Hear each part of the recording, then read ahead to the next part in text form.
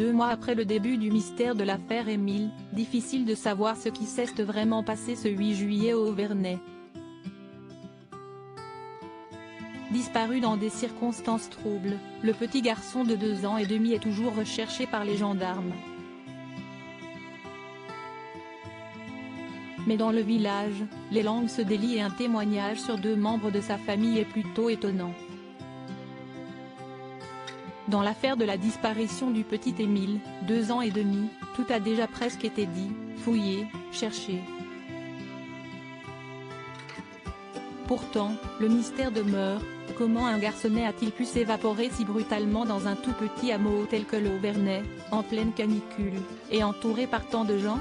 Parti en vacances dans la résidence secondaire de ses grands-parents maternels, le bambin passait en effet ses journées avec les 8 frères et sœurs cadets de sa mère Marie, aînée d'une famille de 10 enfants, et dont certains n'étaient pas beaucoup plus vieux que lui. Très traditionnelle, catholique pratiquante, repliée sur elle-même et sur sa foi, la famille, justement, a été très interrogée une fois l'enquête lancée. Et notamment en raison de détails qui avaient beaucoup choqué pendant les battues.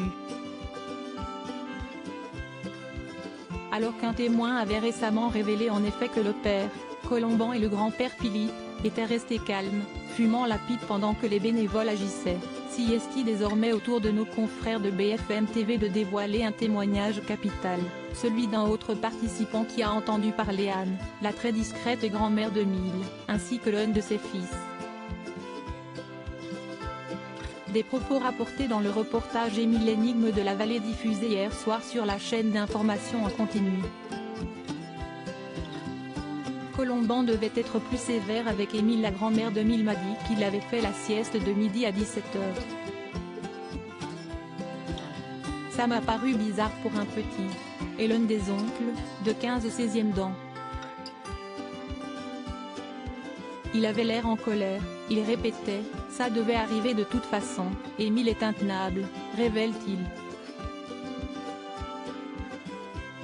Une phrase marquante, qui fait écho aux mots du grand-père, Philippe, qui avait demandé à son gendre d'être plus sévère avec l'adorable maître et bavard Émile. Et toujours selon l'enquête grand format de BFM TV, en pleine recherche, la réaction des proches d'Émile étonne. Ils sont décrits comme repliés sur eux-mêmes et un léger malaise se fait ressentir. Un repli dont ils sont finalement sortis ce lundi, après 2 mois de silence et alors que le retour chez eux, non loin d'Aix-en-Provence. Remerciant leur soutien, ils ont expliqué qu'ils ne perdent pas espoir de retrouver leur fils vivant. Une attitude que Grégory Leclerc, journaliste de Nice Matin, comprend, les décrivant comme affectés. Il a vu chez eux un besoin d'être en retrait de cette folie qui s'était emparée du village lors des battues. Mais tout cela ne dit pas comment leur fils Émile a bien pu disparaître.